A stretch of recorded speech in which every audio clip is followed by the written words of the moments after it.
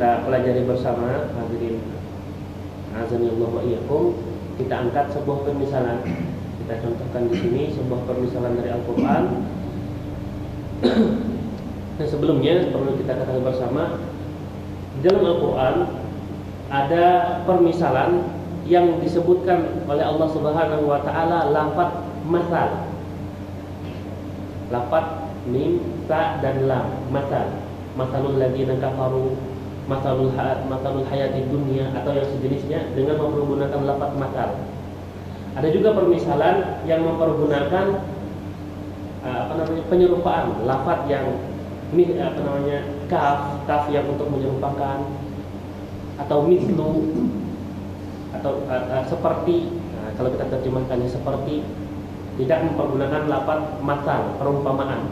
Jadi kalau kita katakan masal itu artinya perumpamaan, mislu itu seperti, atau kaf, huruf kaf yang kalau kita baca di terjemahan itu seperti juga artinya.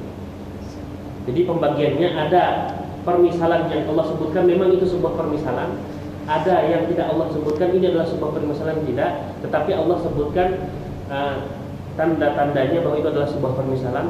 Ada juga yang dikaji oleh para ulama ayat-ayat tersebut, rupanya ayat ini lebih dekat kepada sebuah permisalan yang ingin Allah sampaikan kepada kita sebagai sebuah permisalan. Dan kalau kita mengkajinya berarti kita ingin mencari ilmu yang dalam di situ. Karena secara khusus Allah sebutkan dalam sebuah ayat, wa tilkal amsalu nadribuha linnas la yaqiluha illal alim. Tidak bisa mencerna permisalan yang Allah sampaikan, yang mencerna tersebut sampai benar-benar dia menambah keyakinannya, menambah keimanannya, kecuali orang-orang yang berilmu. Mengkaji permisalan-permisalan Al-Quran fadilahnya sangat tinggi, di antaranya ini tadi, menambah ilmu yang sangat banyak. Dan karena permisalan itu setinggi itu ilmunya, tingkatan keilmuan dalam suatu ilmu permisalan ini, maka dibutuhkanlah nanti penguasaan yang menyeluruh terhadap Al-Quran.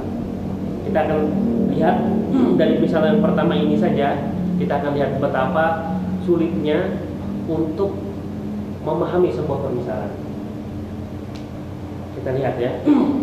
Di sini kita angkat firman Allah Subhanahu wa taala dari surah Al-Ankabut. Allah Subhanahu wa taala mengatakan, "Matsalul ladzina ittakhadhu min dunillahi awliya kamatsalil ankabut ittakhadat baitan wa inna awhanal buyuti labaitul ankabut law kanu ya'lamun." Allah Subhanahu wa taala mengatakan, permisalan orang yang menjadikan selain Allah Subhanahu wa taala itu sebagai penolong, itu seperti seekor laba-laba yang membuat rumah.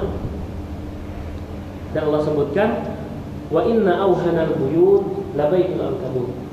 Sungguh kata Allah Subhanahu wa taala, rumah yang paling lemah itu adalah rumahnya laba-laba, sarang laba-laba. Laukanu ya'lamun, kalau sekiranya mereka mengetahui. Kalau sekiranya mereka mengetahui. Nah, secara zahir kita lihat bagaimana rumah laba-laba itu diterpa angin goyang, tersentuh sedikit putus. Nah, seperti itu orang yang menginginkan atau menambatkan segala keperluan dia, segala kebutuhan dia kepada selain Allah Subhanahu wa taala. Bukan hanya berhala-berhala, hadirin Allah wa iyyakum. Banyak berhala-berhala lain yang ada di zaman modern ini, yang sebenarnya sudah ada di zaman dahulu. Ada orang yang menambatkan kebutuhannya, menambatkan segala keperluannya pada kemuliaan yang dia miliki, kehormatan yang dia miliki. Dia tambatkan di situ. Dia jadikan kehormatan yang ada pada dirinya sebagai sarana mendapatkan dunia. Kemudian ada juga orang yang dia menambatkan segala kebutuhannya pada ilmu yang dia miliki. Dia jadikan ilmu sebagai penolongnya untuk memperoleh kehidupan dunianya. Ada orang yang mendapatkan kebutuhannya kepada seseorang, dan kalau seseorang ini pergi dia akan sangat sedih dan gundah dan lain sebagainya. Perasaan-perasaan yang menunjukkan betapa hebatnya penambatan hatinya kepada orang tersebut. Dan ini hampir setara dengan orang yang hampir sama dengan apa yang disebutkan Allah Subhanahu wa taala Matsalul ladzina ittakhadhu min dunillahi awliya. Permisalan orang yang menjadikan penolong selain Allah Subhanahu wa taala seperti itu. Ketika dia menambatkan dirinya, menambatkan segala kebutuhannya dengan kehormatan yang dia miliki, maka kehormatannya Allah Subhanahu wa taala titipkan pada dirinya. Kalau Allah menghendaki, akan sangat mudah hilangnya. Dan akan sangat mudah dibikin makar oleh iblis dengan makar sedikit, kehormatan tersebut bisa hilang. Maka hilanglah tambatan yang dia jadikan tambatan tadi.